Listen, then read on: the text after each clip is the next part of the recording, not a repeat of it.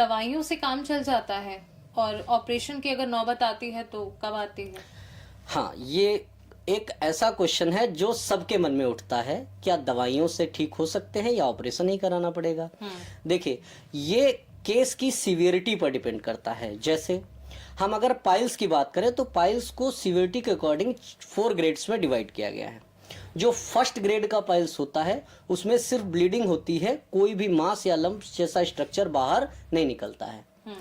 Second grade की अगर बात करें तो कुछ मस्से जैसा स्ट्रक्चर बाहर तो आता है, लेकिन वो अपने आप मल त्याग के टाइम बाहर आता है और अपने आप ही बॉडी के अंदर चला जाता है, गुदामार के अंदर चला जाता है, हमें कोई एक्स्ट्रा एफर्ट करने की जरूरत नहीं है।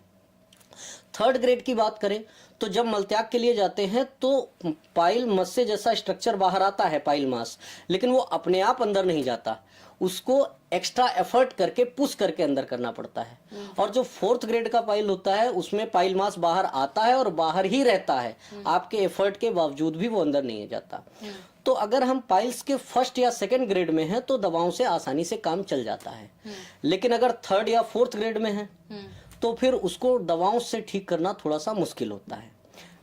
फिसर की बात अगर करें तो वो तो एक लॉन्गिट्यूडनल चीरा है, कट है, तो अगर वो एक्यूट है, मतलब जल्दी से हुआ है कॉन्स्टिपेशन की वजह से, मल के हार्ड होने की वजह से, तो आप कह सकते हैं कि उसको आसानी से ठीक किया जा सकता है अगर ठीक से कुछ दवाएं ले, अपनी लाइफ स्टाइल में बदलाव करे, और कह सकते हैं कि टेंशन तनाव ना ले, कॉन्स्टिपेशन से बचे, तो उसे दवाओं से ठीक किया जा सकता है। लेकिन बात रही फिस्टुला की, फिस्टुला के केस में जैसा कि हम लोगों ने अभी जाना कि उसमें 2 ओपनिंग होती हैं, एक गुदामार के अंदर खुलती है जिसे इंटरनल ओपनिंग कहते हैं, और एक गुदामार के बाहर एनस के आसपास के एरिया की स्किन पर ओपन होती है जिसे एक्सटर्नल ओपनिंग कहते हैं।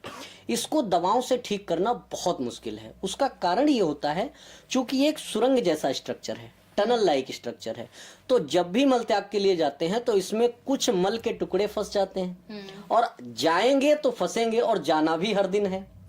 तो जब भी आप जाएंगे तो उसमें कुछ टुकड़े फंसेंगे तो फिर वो निकलने का कोई रास्ता तो है नहीं, कई बार उसी में फंसे पड़े रह जाते हैं। वो जब डिके होते हैं, सड़ते हैं, तो उनकी वजह से इन्फेक्शन डेवलप होता है।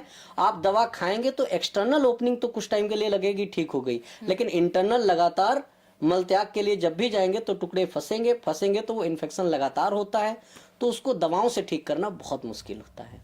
तो फिस्टुला के केस में सर्जरी के बारे में जरूर सोचना चाहिए, क्योंकि उसको दवाओं से ठीक करना बहुत मुश्किल है।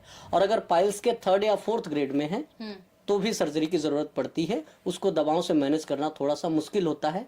काफी हद तक लाइफ स्टाइल और कह सकते हैं खाने पीनों की चीजों अगर देखी जाए तो फर्स्ट और सेकंड ग्रेड में मैनेज कर सकते हैं, लेकिन थर्ड और फोर्थ ग्रेड में अगर बात करें दवाओं से तो उसे ठीक करना थोड़ा सा मुश्किल होता है।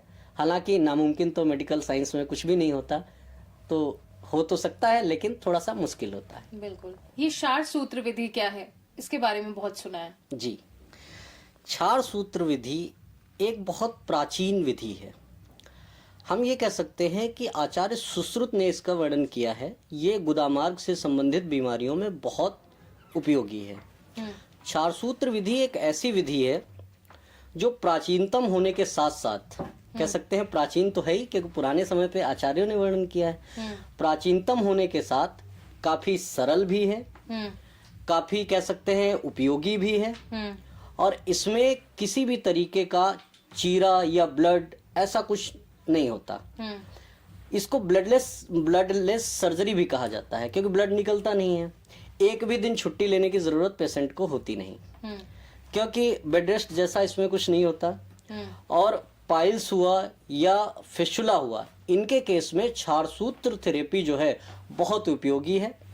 इसमें कह सकते हैं दोबारा इन बीमारियों के होने के चांसेस लगभग ना के बराबर होते हैं।